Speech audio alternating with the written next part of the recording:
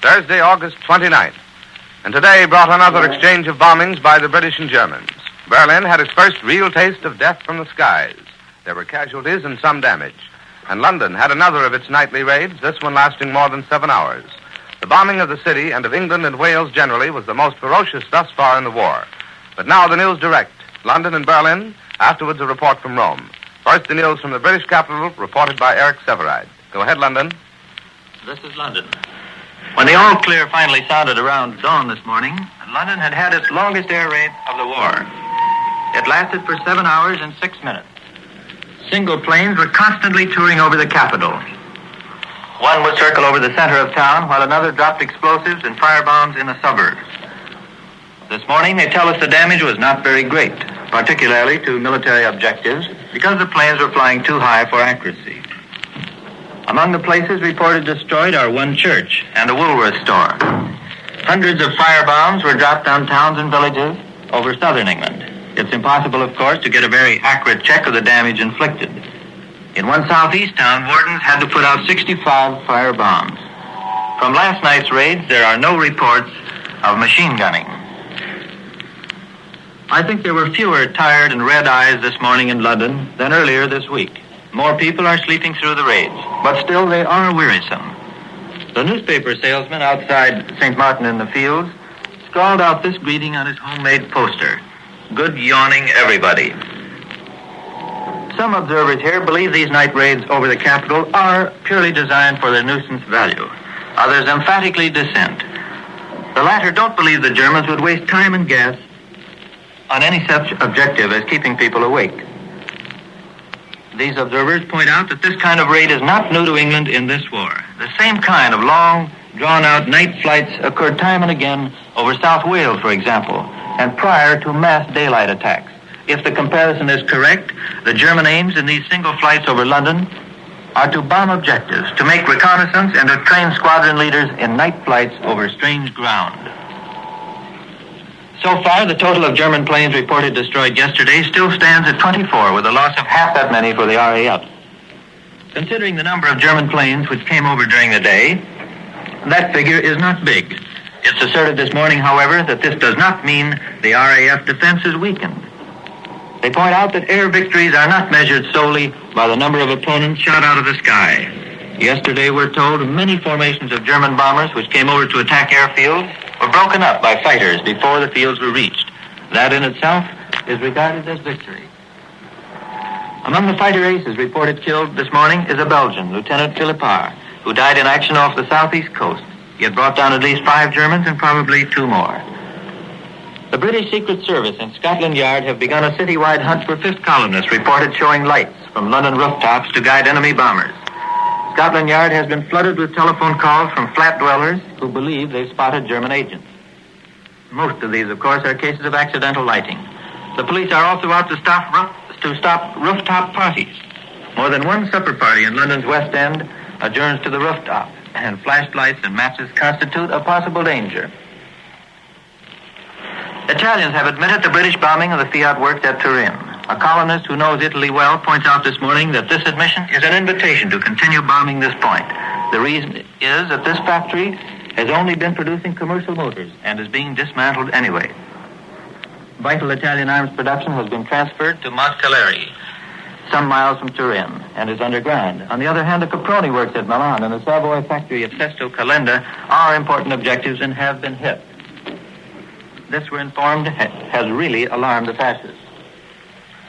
On Monday, British housewives will be able to buy only 4 ounces of pure butter for the week, a cut of 2 ounces. They can still buy a combined butter-margarine total of 6 ounces. One little news item that had to come had just appeared in the press. The first shelter baby has been born in London. It's a boy born in an Anderson iron shelter during a night raid over the city. Mother and child are doing well. I return you to CBS, New York. That was Eric Severide reporting from London. Here's a Press Association dispatch from Athens.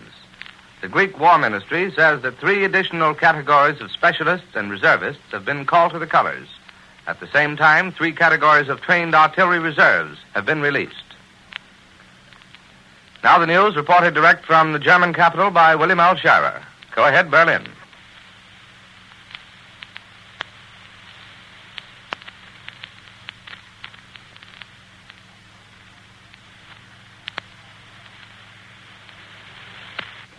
This is Columbia in New York, calling William L. Sharer in Berlin. Go ahead, Berlin.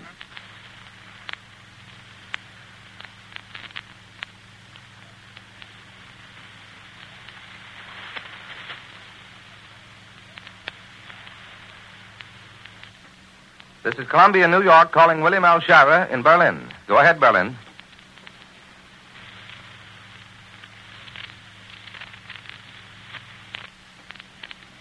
We regret, ladies and gentlemen, that we are unable this morning to contact our correspondent who was supposed to report from Berlin this morning. We've just been informed, however, that William L. Sharer is now ready to report from Berlin. Go ahead, Berlin. Important military objectives continually attacked. And most of the first page is given over to the report of German air attacks on Britain. On page 5 of the Bay Z, there is a one-paragraph account of last night's air raid alarm. It reads as follows, quote, "Last night between 12:24 and 3:17 a.m., there was an air raid alarm in Berlin.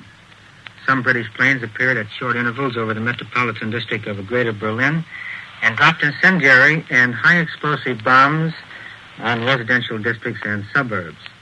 Military objectives were not attacked," unquote.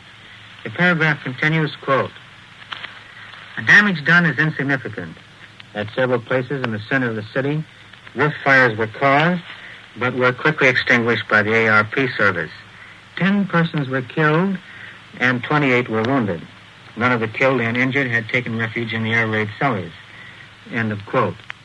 Well, that's the official communique on the air raid we had here last night. About an hour after the raid, the propaganda ministry conducted a foreign correspondence around the city to observe the damage.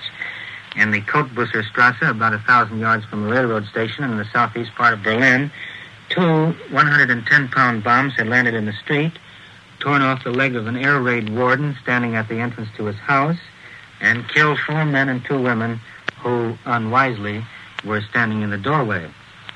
The propaganda ministry also conducted the journalists to the airfield at Tempelhof, the Klingenberg Electrical Works, and to the Siemens factory which makes armaments, where nothing untoward was observed. Most of last night's activity appeared to be to the west and northwest of the city. According to a bulletin just issued here, German planes last night heavily bombed Liverpool, especially the docks there and at Birkenhead across the Mersey River. Other German bombs were thrown on Middlesbrough, Thameshaven, and Chatham. The conferences at Vienna between the German and Italian foreign ministers with the foreign ministers of Hungary and Romania over the future status of Transylvania began this morning. Herr von Ribbentrop and Count Ciano first conferred with Count Shaki, the Hungarian foreign minister, and later in the morning they received Mr. Manolescu, the Romanian foreign minister. Probably this afternoon there will be a combined meeting of the foreign ministers when the sort of agreement that Berlin and Rome thinks fair will be announced. 4 Turks, including a Turkish newspaper man, were arrested here today as reprisal for the arrest of a German bookstore owner in Istanbul. They were shackled and taken to police headquarters. The Germans charged that the German in Istanbul who was arrested was led shackled through the streets to jail. This is William L. Sharer in Berlin, returning now to Columbia, New York. And here's a dispatch from Cairo. A Royal Air Force communique reports that on Tuesday, British planes bombed shipping in the harbor of Derna, Libya, setting afire 2 ships. The British claim also to have raided Nokra Island in the Red Sea and to have attacked the Harar and Dessie military headquarters in Ethiopia. Cecil Brown is now standing by in the Italian capital to give you the latest news from there.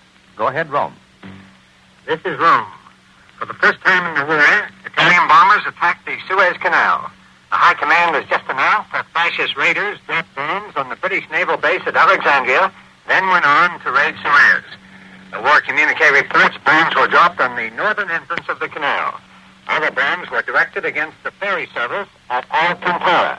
By means of this ferry, the railway crosses the canal from Egypt to Palestine. Bitter fighting took place in East Africa as well. The Italians say that bands of Dubats, native fascist troops, have occupied the British fort of Perignac. This fort is in the region of Lake Rudolph, which divides southwestern Ethiopia and Kenya. In Kenya itself, the Italian bombers raided the airports of Wajir and Garissa. Bitter fighting took place at the boundary between the Sudan and Italian Eritrea. According to the Italians, a British contingent, supported by armored cars, attempted a raid into Italian territory. The battle site was near the wells of Adardé. There, a group of native Oscaries, reinforced by native police troops, faced the British. Heavy fighting followed, and the communique says the British were repulsed. The British carried away numerous wounded on their armored cars. But the communique adds that about 10 Australians were found dead on the ground. The Italians say their losses were slight and report the capture of some machine guns and rifles. In the eastern Sudan, strong British patrols launched an attack against the Italian post of Garabat. The communique says the Italian troops holding the fort easily repulsed the British. Garabat is directly across the frontier from Ethiopia and was captured by the Italians early in July. The press here today believes that a solution will be found at Vienna to the differences between Romania and Hungary. Neutral circles here have the same impression. It's said the agreement probably will result in Romania giving up more than the 4 departments of Transylvania she has suggested, and Hungary accepting less than the 14 departments she has demanded. In other words, Count John Herr von Ribbentrop may effect a compromise so that a good portion of Transylvania goes to Hungary. As we see it here, King Carol is confident that the Axis will not allow a Balkan war. Knowing that, he can put up a show of force that might induce the Axis powers to shave down the Hungarian demand. 24,000 fascist youth of pre-military age are on the march in Italy today. They are finishing up a period of training. These are boys of 18 and 19 years old, and soon they will be in the regular army. This present crop of boys was born into fascism, and they represent the last word in fascist training. When they go into the army, they go in as trained soldiers, ready for the front lines in a few weeks. At their age, many of us were Boy Scouts back home, taking hikes and working in nerve badges to become Eagle Scouts. These boys are different. They are expert on guns. Some of them are on the way to being pilots, machine gunners. Since the age of 6, these boys have been carrying a gun, marching and training, learning discipline. Their watchword has been Liberto e Moschetto. In other words, book and rifle. They believe implicitly in Mussolini's other great order to the people. Believe, obey, fight. Since they were 6 years old, their bodies, minds, hearts, and spirits have been directed to the destiny they are about to serve. I've watched thousands of these boys marching, those of 6 and 7 years old and those of 18 and 19. Their discipline is perfect. I've talked with many of them, too. There's no mental confusion about them. They have been told the destiny of their country and the goodness of their cause, and they believe in it. 5 million boys between 6 and 20 wear a uniform and carry a rifle in this country. Those boys who are marching over the hills of Italy today, with 60 pounds on their back, husky, stocky, tan boys, are the new generation of Italian soldiers. They were born when Mussolini and his Black Shirt legions already had marched on Rome. And with these news reports from Rome, reported by Cecil Brown, Columbia concludes another of these morning reports of European developments, which comes to you each morning at this time and each evening at 6:45 Eastern Daylight Saving Time. Eric Severide reported from London, William L. Schara reported from Berlin, and Cecil Brown from Rome. Larry Elliott speaking. This is the Columbia Broadcasting System.